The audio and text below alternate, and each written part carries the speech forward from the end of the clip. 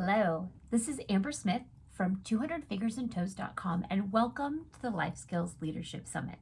I am excited to talk to you today about a very important subject that probably we all have experienced in our homeschooling life, even if it's only been for a short time. And that is the question, what do I do with a child who says they hate school? Now, it has happened to me as a parent, and I remember the disappointment when my child uttered those words. I couldn't believe it. We had been having a great experience homeschooling. We were having a fun time. We did reading and book work. They were just in the early years, so probably below second grade. But my kids had gone and stayed with a cousin who was in public school, and apparently that's just something kids say. And so when they came home, they said this word, and they said, "I hate school." And I remember having to step back because I was personally offended. Here I was, a young mom giving up a career and giving up my time and energy and working really hard to be positive and look for fun things to do. And I had this child looking me in the eye and basically saying, "I hate everything that you're giving your time and energy to do for me." Now, I know that's not what they were saying. They were saying they hate the interruption to their free time. They hate being pulled away from the thing they want to do. So do I. And so as I stepped back and was able to make a clear and reasonable assessment of what they were saying, I understand some of the arguments that kids have when they say, "I hate school." And what I want to do for the next 30 minutes is break down some of the things that might lead to your child saying something like they hate school, or just delaying and making it difficult to get them to engage and to get their work done. We want to restore the joy to your homeschool, and this can be some clues to maybe look for reasons why your child is balking about doing schoolwork, and maybe check some of our environments, check some of our disciplines as well, and just give an overall assessment and see if maybe we can remove some of the obstacles and bring joy back into our homeschool, because that's the goal for all of us. We want a peaceful homeschool and we want to enjoy the time we have together as a family. So what do I do when my child says they hate school? We're going to create a love of learning that lasts a lifetime. That's our goal in our homeschool. If we can maximize this gift, then that's what we want to accomplish. And so what tools can we use to help maximize that gift? First of all, the number one thing we're going to do is identify stumbling blocks. So we're going to look at what are the things that's making my child maybe resist doing the work that I'm asking them to do. Sometimes it's as simple as identifying an educational stumbling block.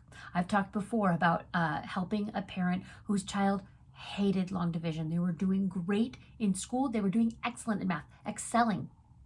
Suddenly they hit long division in 5th grade and the wheels came off the bus and they hated doing school. As we talked through where they were having difficulty, it was long division. The problem with long division is it asked them to have the times tables memorized to make it work quickly and efficiently. Suddenly, the tricks that they were using to answer multiplication problems weren't working anymore because the division was demanding that they know the times tables. Stepping back and simply memorizing the times table changed the entire dynamic of doing math with that child. Sometimes it's as simple as finding the stumbling block and maybe just taking a little bit of time to remediate that skill and get your child caught back up where they need to be. So are there educational gaps? Are there skills that they need for the task that they are saying that they don't enjoy to do? Do an assessment and look, maybe you've not prepared them for what you're asking them to do. I have shared before that when I asked my children to write a report, we have that process broken down step by step by step. They will never say, "I don't know how to write a report," because they can look at all the steps before them and know all they need to do is this one small piece. And so sometimes we need to take a larger task and break it down into smaller steps so that they can understand what I'm asking them to do and so that they can manage a larger task by breaking it down piece by piece. And so those are two of the ways that we can look for stumbling blocks in the educational area. So in their actual book work or in the curriculum that you're asking them to do. Now, the second way that we can look for things that are maybe a stumbling block to our child is let's look at our environment and our schedule. So I had a child who, if we got up in the morning and did math right away, math went great. If we waited until the afternoon, maybe we got busy, we did our reading first because that fit the other kid's schedule. If that child sat down at 1 o'clock, it was going to take 3 hours to do math. I don't know why, but we just knew that math had to be done first thing in the morning with that child. Maybe you have a child who works better at different times of the day. Maybe the things that you do together as a group, you can defer to the time when they have less of a self-disciplined attention span and get them set to their book work when they're bright and ready to go. Maybe that's after lunch, after they've had a good run around. Maybe that's first thing in the morning. So do some time to look at what times your child works best and is maybe most cooperative. Another thing we need to look at is asking baby questions. When we have a newborn baby and it cries, we ask 3 questions. Is this child hungry? Is this child tired? Or does this child need relief of some sort, if you know what I mean? So we can ask ourselves the same question about our kids. Yes, they're children, yes, they're grown and in different ages, but also like they are humans. And sometimes it's just they're overdone.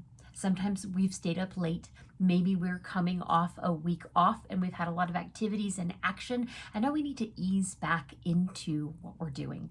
There are lots of things that can be self-defeating if we don't identify them and attribute them to bad attitudes. Oftentimes, if we just acknowledge that we're tired and we maybe wind down our day and sit together and read, it changes the whole atmosphere of our homeschool.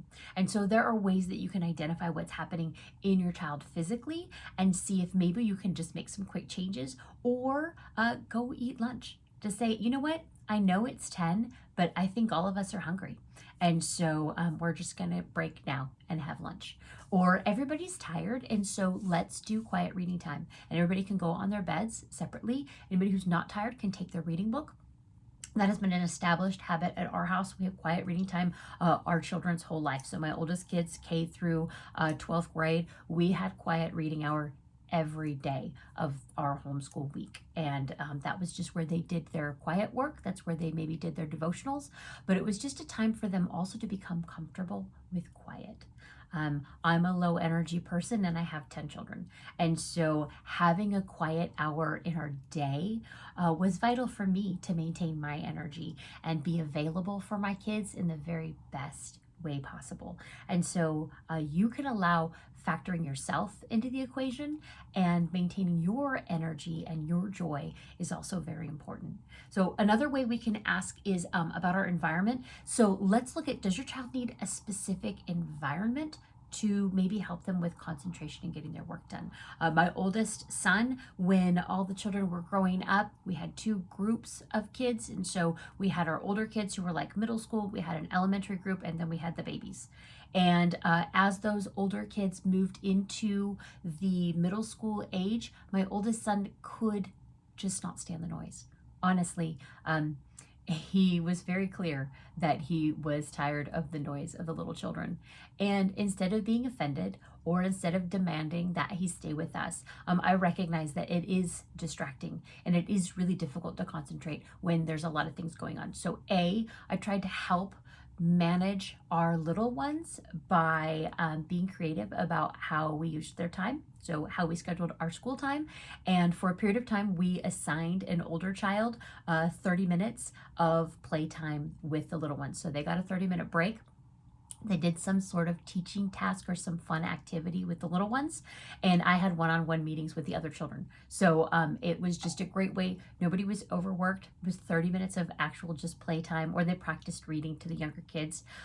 But looking at how we can manage our time. But sometimes that older child is just going to need some time to have disciplined, concentrated time. And so we can create a workspace for them, maybe away from the general schooling area. Also, noise canceling headphones are my best friend. I know I mentioned that I am low energy. I'm also a freelance writer at night or in the mornings or in off school hours. And so oftentimes I will just throw on my noise canceling headphones. And when people come in the office and ask me what I'm listening to, I might just take them off and I'm like, nothing. I am almost always listening to nothing. I just need to not hear everybody so I can get work done in my own head. So noise canceling headphones are a great way to maybe help if you have a smaller area and you can't maybe isolate that child, or that child has just not proven to be real disciplined. And so they're in that interim. Headphones are a great mediator for that time. And so also an uncluttered workspace. My husband is sensitive to disasters. And so he just finds a disastrous work area aggravating, and he cannot concentrate in that workspace. I know we have a couple of children who are like that. If there are distractions everywhere, they just can't concentrate.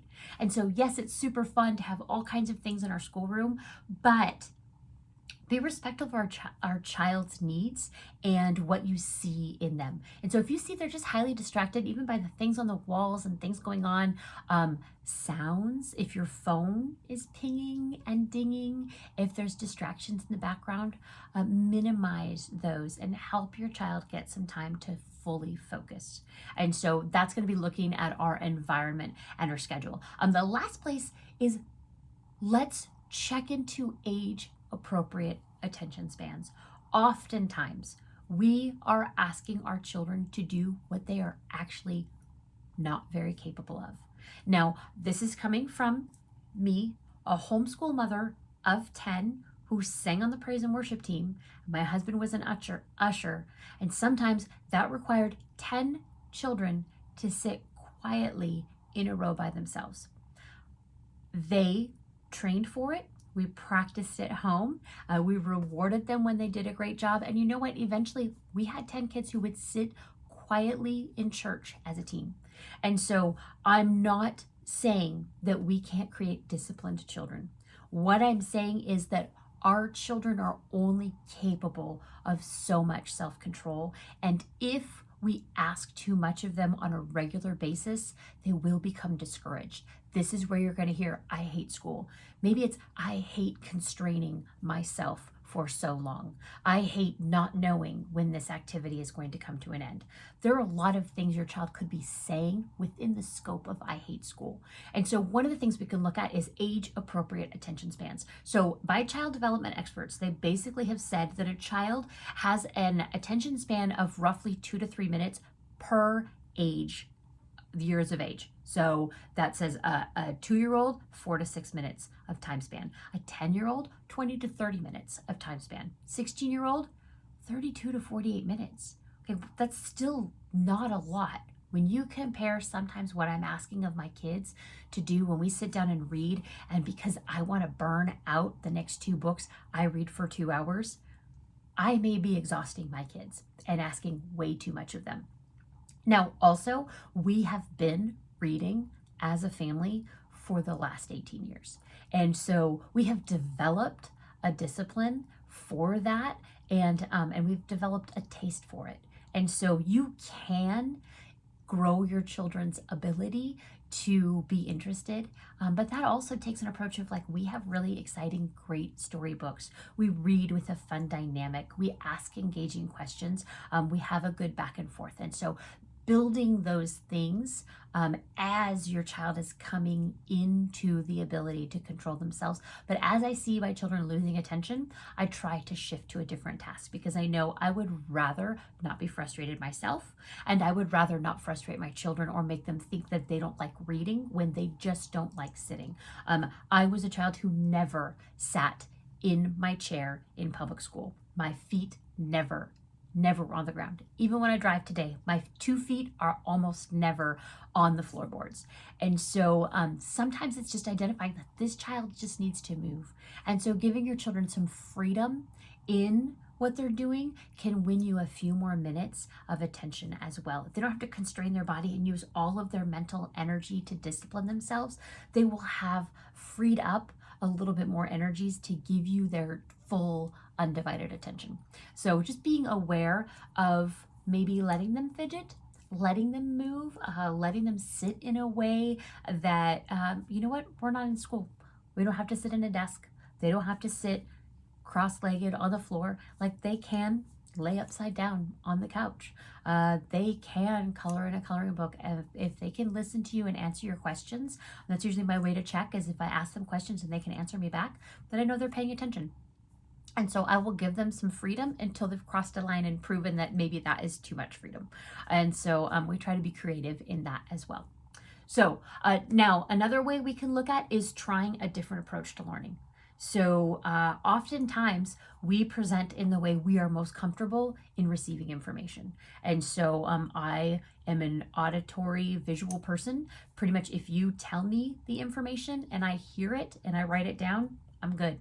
I don't really need any more interaction. I don't need you to walk me through how to do it. I prefer to do things myself. And so I might break it a couple times and then I have it figured out and I'm pretty happy.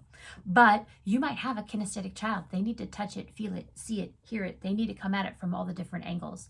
And so understanding and doing some reading about learning styles and helping you maybe identify what your child's learning styles are. I will have a PDF download available. I have some links. We wrote a great article. I volunteer for Homeschool Iowa, which is the state homeschool support network.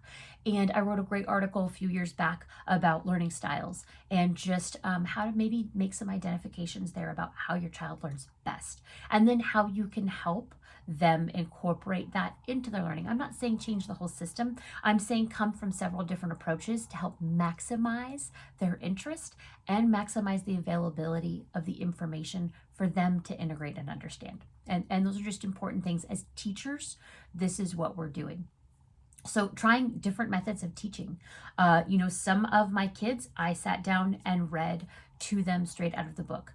Then I had a child who just had difficulty reading. He did not enjoy reading. And so as he transitioned into reading on his own, that was just not working for him. And so we moved to a less reading heavy online program where there were more videos and it showed him how to do things and understand. And because he was a computer tech savvy kid, he really enjoyed that method.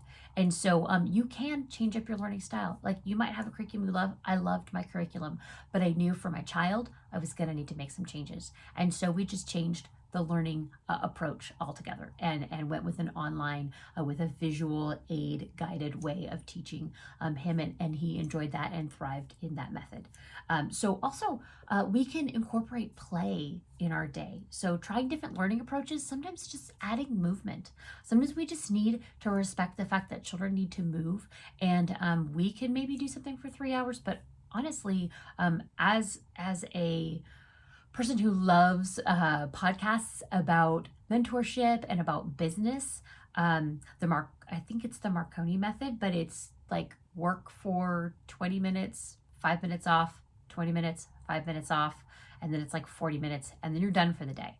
And that's for adults. So sometimes I think what we're asking our kids to do without breaks or without movement is just a lot. And so we can reassess the demand we have and maybe make sure that we make time for getting up and moving. 2 years ago, we were just having a rough year. I started working away from home. We were reworking our schedule. It was a lot of things that were difficult. And I remember seeing an ad on Instagram for a little yellow button. And when you hit it, it was called 30-Second Dance Party. And it just had a bunch of different outrageous, crazy songs. And it just broke out with 30-Second Dance Party. And then we made a rule in our house that everybody had to dance. And that homeschool year, I said, you know what? I'm stressed out. I think the kids are stressed out. So I made a rule. If it is getting too intense at any point in our school day, anyone has permission to hit the 30-Second Dance Party button, and everybody has to dance. If you don't dance, you have to do the dishes. And so, there were days I didn't feel like it, and there were days the kids didn't feel like it. But it really broke up the monotony and helped us not get too bogged down in how we were feeling right then. Because it's easy to buy into the overwhelm, and it's easy to get in a bad attitude, and it's catching. So if your kid has a bad attitude and they're whining and fussing about school and they're dragging their feet and you're trying to be cheerful, that only lasts so long before you start to just get frustrated. And so one of the things with that was just adding something that was an element of surprise, an element of fun, and just giving us a way to just break it up and be like, you know what, we're not going to fall into a bad attitude. We're just going to laugh and have fun and be silly, and then come back together and have a good time. And so yeah, that just helped us be a little bit more silly, and silliness is not my forte. And so it was just a way for me to kind of break out of my bad mood as well. So I bought it more for me really than I did for the kids, because I was the one mostly in the bad mood, because I was the one changing my whole environment. And that's part of it. As homeschooling parents, like, we create the atmosphere. And so it's important that we're aware of what we're bringing to the homeschool every single day, because we are a very, very important part of the attitudes of our children. We kind of bring that to the table. And so we got to check ourselves also. So trying a different approach to learning, discover your child's learning style, try different methods of teaching, incorporate play in their day. The next thing is make their interests creditable. So first, I want to warn you about ruining enthusiasm. Okay, just yesterday, my daughter brought me a disgusting bowl of moldy garbanzo beans, but she said they were beautiful. And who could I agree? I mean, they were very fuzzy, they were very colorful, they were quite lovely. And I just mentioned, hey, I wonder what that would look like under the microscope. Okay, next thing I know, all the slides are out. They have gone to the pond, broken the ice, dug up pond water, looking for live things, like it was 2 hours of digging into this thing. And so I mentioned, hey, because she was asking me a question about how the microscope worked. And I said, hey, I have a book downstairs. Do you want me to get it? And she's like, I'm just having fun right now. Let me just enjoy this for a little bit more. And then, like, if I want to get more in depth, I'll let you know. And it was a good check, because honestly, sometimes we can take all the fun and enthusiasm out of an interest our child has that maybe is educational or is oriented around their curriculum. So please, first, ignite the passion, fan the flames of enthusiasm in your child, but do not smother that with an overwhelming workload and make what they love into work. Now, if they can do what they love and you can give them credit for it, that is the best way. Now, I shared in the last talk I did in another seminar, I was talking about making your child's interests credible. And last year, I told my daughter I needed her to find a hobby. And so she was not passionate about school. She was not really engaging in our curriculum and just not having fun. She was just not fun in the school day. I said, you know what? I need you to get passionate about something. I need you to find something that you want to do. And she said, spent the summer looking at options, came back, said she wanted a goat. I was like, well, I guess I said what I said. So we got a goat. The goat got a goat. Then we got a billy goat. Now we have baby goats. Now I have a goat in my basement. I mean, we have goated out. It's ridiculous. But the thing is, this child has written page after page of reports for me about how to care for her goat, how to be ready when they kid, has just filled a 40-page binder of handwritten documents. She just hand copied the whole thing for another adult woman who wanted to buy a goat from her, and she wanted to make sure that the goat was well cared for, so she hand copied her entire binder. Now, I did mention that I will teach her how to get that on the computer so it's easier to copy. But again, I'm not squishing the enthusiasm. I'm helping her be efficient. And she was like, oh, you know what? Maybe I'll do that. Maybe that would be easy. but the child is passionate about writing and looking up information and working. And so I took an interest, and now I'm just giving full school credit for it because this is education. And so sometimes if we can make real life learning be schoolwork, and give them credit for what they're doing and what they're passionate about, we can really bring a level of enthusiasm to school that we are not seeing before. So sometimes we're saying I hate school because I don't incorporate any part of me and what I love in my school day, and I don't like that. And so maybe bringing some of them and appreciating their skills, talents, and ability in our homeschool is a great way to bring that enthusiasm back out in our child. So this is the thing for me. I always want to make room for a win in our school day. I want to find places where we can say, great job. And so sometimes that's lowering the bar. Sometimes that's incorporating something they love. Sometimes that's just quitting early. When I see things going downhill, I'm like, you know what? I think we've done enough for today. I think we've actually met our requirements. We've done our core work, and let's end on a good note.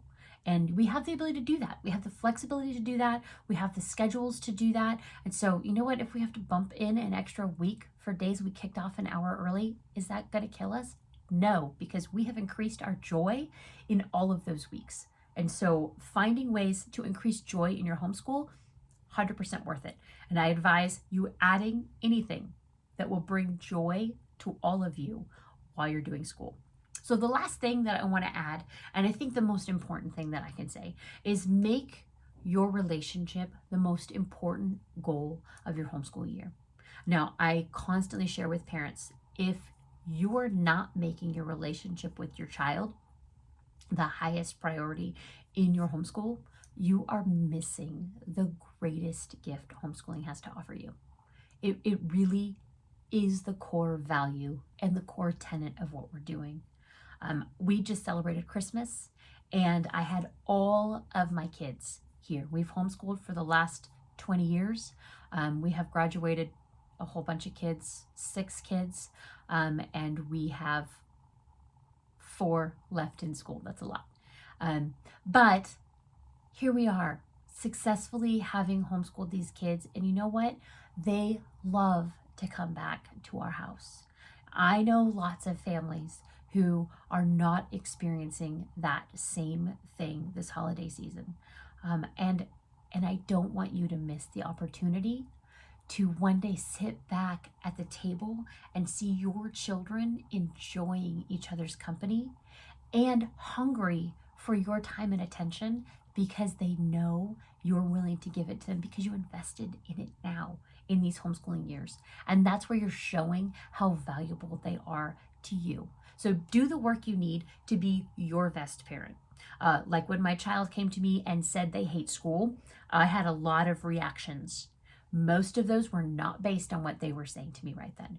Most of those were based on me assessing my value, assessing my worth, assessing the sacrifices that I made to homeschool. All of those things had nothing to do with what my child was saying. All of those things had to do with me and my internal reactions. And I had to take some time to assess my internal reactions and work on those as an adult in my own time. When my child is upset about school, they are not rejecting me. But it's very easy to take it as a personal rejection. And if I already struggle with personal rejection, then that is amplifying what I'm going to hear out of my child. And so I can't take that pain or difficulty and apply it to them because they're just an innocent child and they're just telling me what they feel based on their feelings. And so the number one thing I can do as I want to make our relationships a goal is that I can do all the work on my soul and on my heart and on my past that helps make me the best parent and teacher that I can be. And so I encourage you, if when your child brings conflict, it brings up an internal hesitation or frustration that is beyond the scope of the situation right then, I would sit down and make some assessments like, why am I feeling what I'm feeling? Am I feeling rejected? Am I feeling devalued? because your child is not doing that. That is the voice inside your head that is telling you those things, and that needs to not come into your homeschool. And we can assess and evaluate and be real honest about where our feelings are coming from, and then we can deal with our children on a really great, honest level, with our whole heart, and that's what we want. So make sure, also, second thing, make sure you're being 100% available when you're asking your kids for their attention. So you cannot demand their attention to give their full time to their homeschool and then answer your phone 8 times. You can't, because they see it and they're not buying it. Kids are smart. They won't be lied to. They won't. I know. I have 10 kids. They will call you out every time. You have to live your truth. You have to do what you're asking them to do. Yes, it is not fair. You are the adult. You have the rights. It's just a cosmic law. You have to do the thing for your kids to do the thing. And so if you're asking 100% of their attention, then I need you to give 100% of your attention during your school time. Put the phone away, put the distractions away. Don't fold the laundry. Just tell your husband I said so. I said you can't fold the laundry during school. It's not allowed. It's a distraction and it devalues your children. You can quote me. I don't mind. So the last thing is create an atmosphere of peace and find occasions for joy. I hope I've expressed that enough. But you bring the atmosphere first. So if that means you get up early, if that means you lay off the coffee, there are days too much coffee is not good for homeschooling for me. No breakfast, not good for homeschooling for me. Stay up too late, not prepared, not a good homeschool day. I can't do those things and then expect my children to come and be successful and give me their very best. So I am going to do my part to make sure that I am doing everything I can to bring the appropriate atmosphere, to be prepared to work, to give my full and complete attention, to not be distracted by whining and by excuses, but to look through those things and see and assess and evaluate what's really happening that maybe is making my children say they hate school. Because you know what? Your child does not hate school. Okay? They hate the things that are keeping them from being successful. And the more of those obstacles you can remove, the more successful your homeschool day will be, and the more joyful your homeschool experience will be. So I hope those tips have helped you. I'll just run down really quick. So what do you need to do if your child hates school? Let's identify the stumbling blocks. Are there educational gaps? Are there environment or schedule issues? And then are we respecting their age-appropriate attention span? The second thing, can we try a different approach to learning? So can we learn about learning styles and maybe see if they have a totally different learning style than how I was presenting information? Can we try a different method of teaching? Maybe they do well with online instruction or video instruction. Can we incorporate play in our day? Can we get movement and action and activity back to what we're doing? Make their interest credible. How are you going to do that? First, we're not going to squash their enthusiasm. We're not going to over school something they already love. We are going to open our eyes to real world learning that maybe they're already doing and give them full credit for it. Say, hey, you know what? You're already leading in this area, so I'm going to give you school credit for what you're already doing because I see it and I validate it because that's important. We're always going to make room for a win in our school day. Try to close out on a high point. Try to acknowledge the things your kids have done well during school. So, and then the last thing we're going to do is we're going to make relationships the most important thing in our homeschool, because at the end of all of your school time, that's what you have that's going to last, is the relationship that you have built and the trust that you have built parent to student, because the learning happens in between those two things.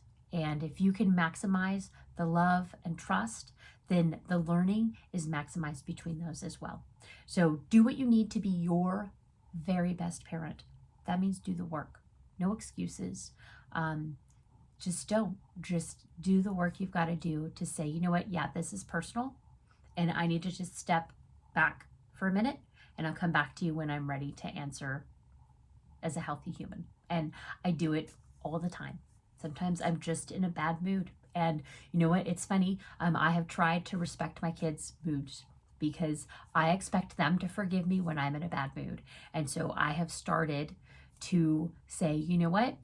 When I'm in a bad mood, I excuse myself and I go to my room until I'm just calm.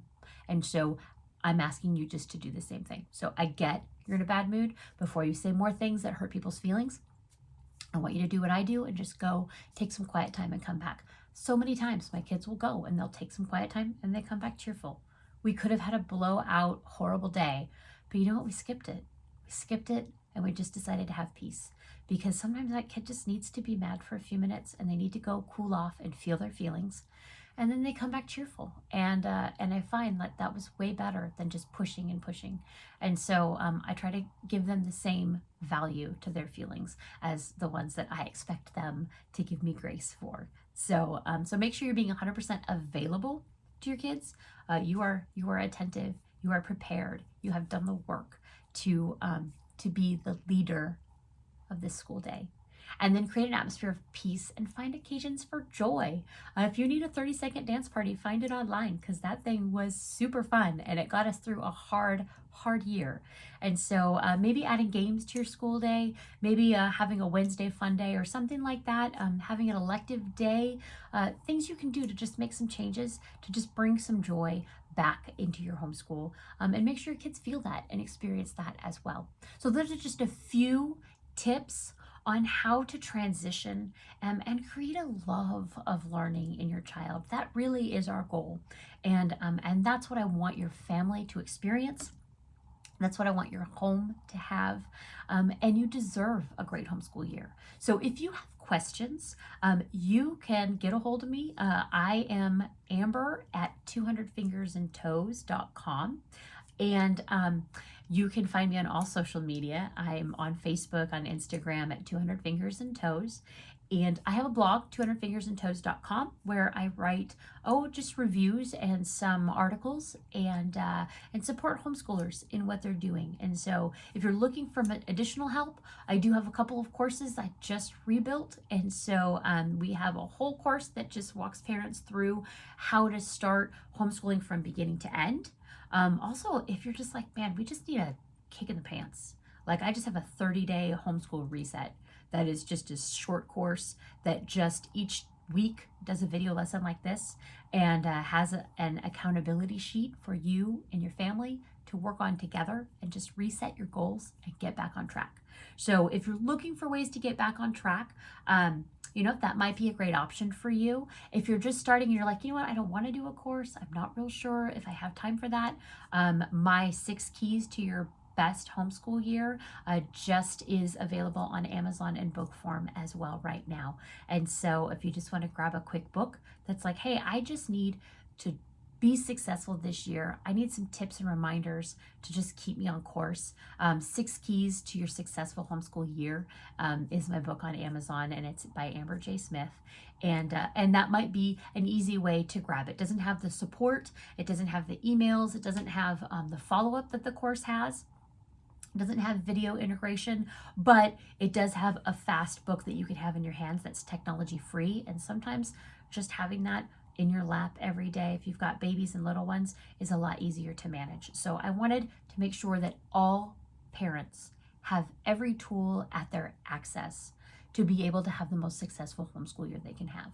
And you know what? Just taking my course and putting it in book format for way less and way simplified was one way that I could make sure that more homeschoolers can grab it and get started and have a great year. So if you've enjoyed these tips, share it with a friend.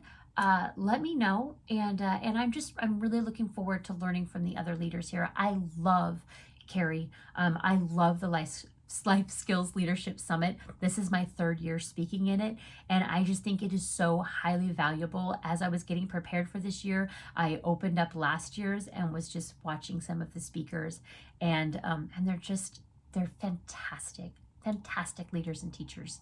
And I'm really proud of you for being a parent who decided that they want to invest in their homeschool and invest in learning how to do their very best for their family. I think that's awesome and that shows a lot of integrity on your behalf. And so on my half, I thank you for investing in yourself and your family. So I hope you have a blessed rest of the summit, and I will see you in another session, hopefully. So have a great day.